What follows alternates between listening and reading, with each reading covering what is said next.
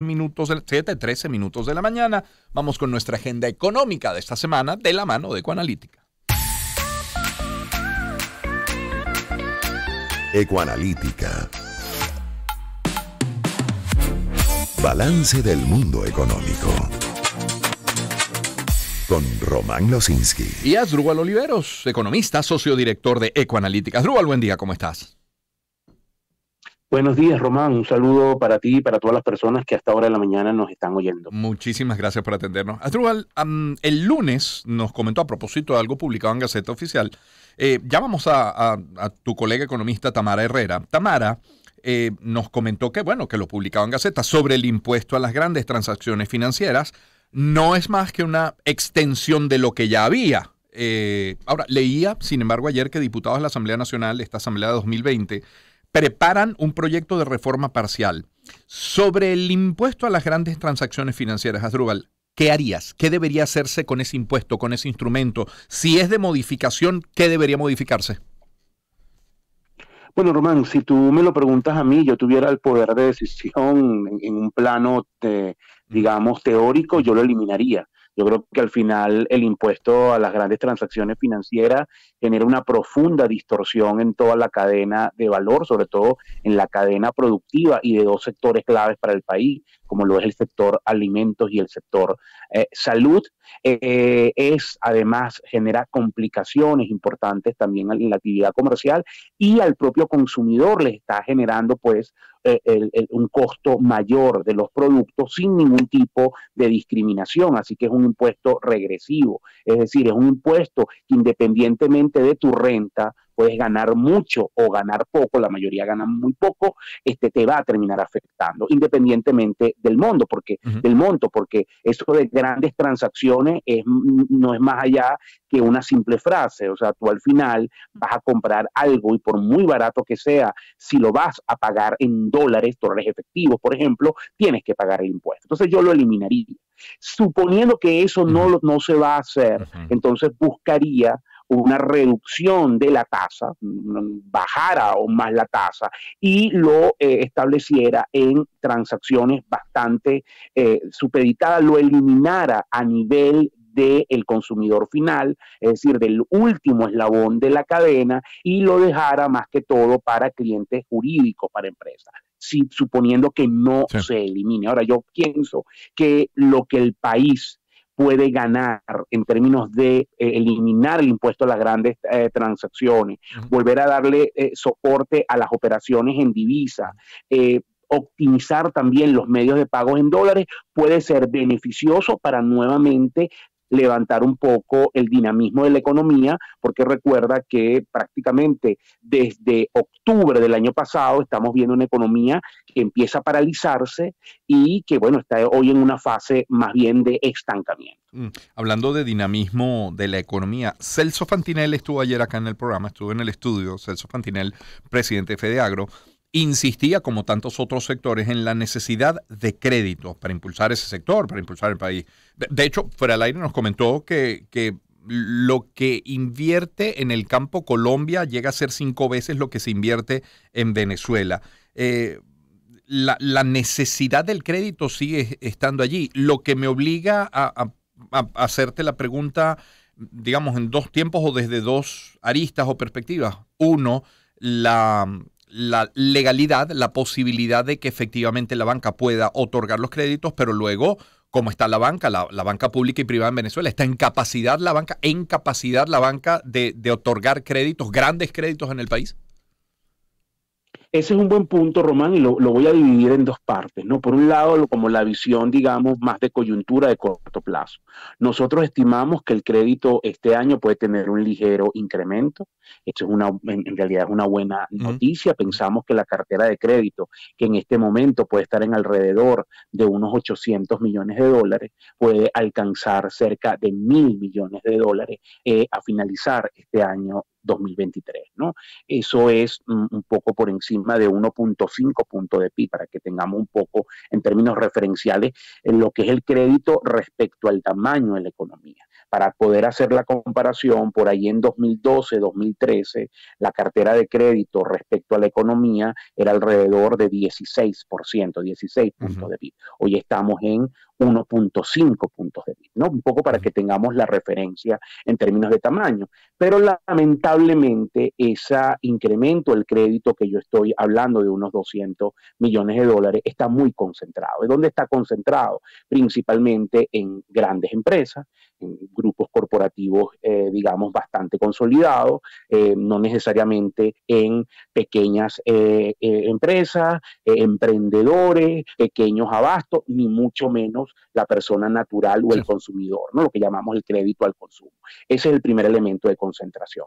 El segundo elemento también está focalizado en muy pocos sectores, es decir, en los sectores donde está habiendo cierto dinamismo en la economía, que lo hemos comentado acá, la actividad comercial, la actividad importadora, el sector de alimentos, el sector de salud, empaque, es decir, los sectores que han podido aprovechar los cambios que ha tenido la economía en los últimos 2 años. Entonces, por ejemplo, para construcción hay muy poco crédito. Para temas ligados a proyectos inmobiliarios hay muy poco crédito. Para soluciones ligadas a desarrollos industriales de gran envergadura no existe crédito, porque también los montos son muy limitados, ¿no? Es decir, en el mejor de los casos, una empresa bien constituida puede estar accediendo a montos de crédito entre 1 y hasta 3 millones de dólares, y bueno, cualquier proyecto importante amerita mucho más que eso. Y ahí voy al segundo elemento del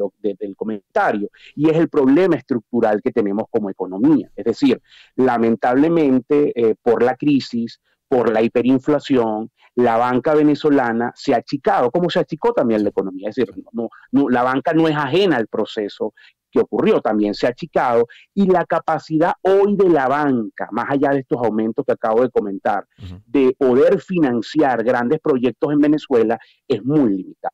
Fíjate algo, las necesidades financieras hoy del sector privado para, digamos, proyectos importantes puede estar en el orden de 7.000, 8.000 millones de dólares, Román, y la cartera de crédito es de 1.000, es decir, que la brecha es muy, muy grande. Lamentablemente eso que te está diciendo, que la restricción del crédito se mantiene, que lamentablemente es poco probable ver grandes proyectos en términos de crédito al consumo, volver a tarjetas de crédito con límites altos, volver a financiamientos de vehículos, volver a financiamientos de vivienda. Hay algunos casos que han surgido, algunas iniciativas, pero siguen siendo muy focalizadas y muy, muy limitadas. Eso es un poco la realidad del crédito. Me gustaría dar mejores noticias, pero bueno, es un poco lo que tenemos, ¿no? Termina uno entendiendo a Asdrúbal, ese Asdrúbal Oliveros que nos acompaña, lo que nos comentaba un poco más temprano. Hicimos un recorrido por varias regiones del país con nuestros corresponsales. Y Douglas Durán, que es nuestro corresponsal en Falcón, nos decía que es noticia en la zona, en la región, toda la expectativa que genere que se retomen las relaciones con las islas de Aruba, Bonaire y Curazao, las llamadas islas ABC. Y decía yo, le comentaba, uno podría pensar en el comercio entre Falcón, el Oriente, Venezuela, toda y esas islas. Podría hablar uno de turismo, pero es que la expectativa llega a entusiasmar a los constructores. Y uno termina entendiendo, bueno, que si no tengo crédito y la economía se ha disminuido, pues bueno, si puedo llevar mi trabajo, mi producción, mi construcción en este caso, fuera a otro país que queda tan cerca como estas 3 islas, pues maravilloso, ¿no? Efectivamente, y también hay una actividad exportadora importante. Muchos productores ligados a la agricultura, especialmente también a temas de frutas y de la pesca, en estas islas tienen unos clientes clave, y ahí había un dinamismo de exportación importante que probablemente se busca retomar. Y eso que tú comentas es muy válido, porque yo lo he visto en algunas empresas que han instalado sus estructuras corporativas en países como Panamá, los Estados Unidos, Colombia, Colombia, y cuando tú les preguntas, bueno, un poco por qué, dicen, mira, si bien ya nosotros en Venezuela conocemos el entorno y nos hemos adaptado, tenemos que mirar a estos países un poco más grandes para poder acceder a montos de financiamiento mayores. Efectivamente, eso está ocurriendo, Román, porque como lo dije hace un momento, la capacidad de prestar de la banca está muy limitada. Insisto, no porque la banca no quiera prestar, porque muchas veces cuando tú ves las redes sociales o algunos comentarios, la percepción de la gente es que el banco no te quiere subir el límite, es que el banco no te quiere financiar la compra de un vehículo. Para nada, la banca gana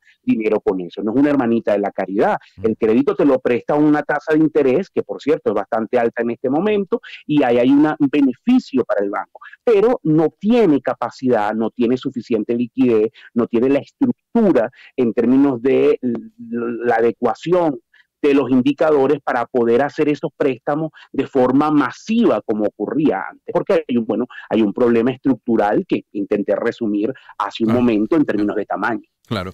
Asdrúbal Oliveros con nosotros. Ayer leía un titular, me parece que de Últimas Noticias, si no me falla la memoria, que decía que la economía se fortalecerá con leyes del poder popular. Titular de ayer. Dicen, cuando lees la nota, que el sistema económico comunal va a jugar un papel fundamental en nuestra economía. Y todo esto forma parte, ¿cuál es el contexto? Todo esto forma parte de una discusión de actores del PSUV sobre, y los voy a citar, lo mucho que se ha recorrido y lo que debe transformarse y adaptarse. Están en plena discusión de ello, del poder popular, de la economía, de las leyes del poder popular en la Asamblea Nacional. Sin ánimos de despreciar, de ser peyorativo, que no se entienda eso así, pero ¿qué aporte representaría? ¿Qué papel podría jugar el poder popular en la economía de nuestro país, en esos recursos que dices que nos hace falta para echarlo a andar? Mira, Román, si yo tuviera que ver el tema o cómo yo asocio la economía popular, lo asocio a emprendimiento, sí. Lo asocio a la propia capacidad creadora del venezolano, que lo hemos visto en estos últimos años. Entonces yo creo que lo que pudiera hacer el Poder Legislativo es buscar mecanismos como, por ejemplo, cómo logro que toda esa fuerza creadora se formalice, tengan estructura para generar más capacidad de empleo, más capacidad de inversión. Por ejemplo, ¿cómo hago para formalizarlo? Puedo crear, por ejemplo, la estructura de un monotributo que existe en otros países, es decir, que estas estructuras paguen un solo impuesto de forma muy sencilla, sin muchas complicaciones, y eso le permite ingresos al Estado. ¿Cómo potencio la red de emprendimiento? Hay una gran cantidad de gente con ideas, con cosas, que incluso les ha permitido enfrentar la crisis en estos últimos meses, que, bueno, a lo mejor necesita mejor piso para ello. Me gustaría que ese tipo de discusiones sean las que se den, ¿no? En ese apoyo para esos grupos que lo vemos en diferentes ámbitos de nuestro país, en zonas populares, gente que, bueno, ha diseñado cosas para vender, estructuras comerciales que están surgiendo, que son muy precarias, son muy pequeñas, pero que probablemente con el entorno adecuado pueden algunas de ellas crecer. Eso es lo que yo esperaría. Ojalá se dé por esa vía. Bueno, fe. Quiero decir, fe es la canción que sigue de George Michael. Gracias, Asdrúbal. Un abrazo. Okay. Bueno, y tener fe también es importante. Un abrazo, Román. Asdrúbal Oliveros, economista, socio director de Ecoanalítica, es nuestra agenda de esta semana. George Michael.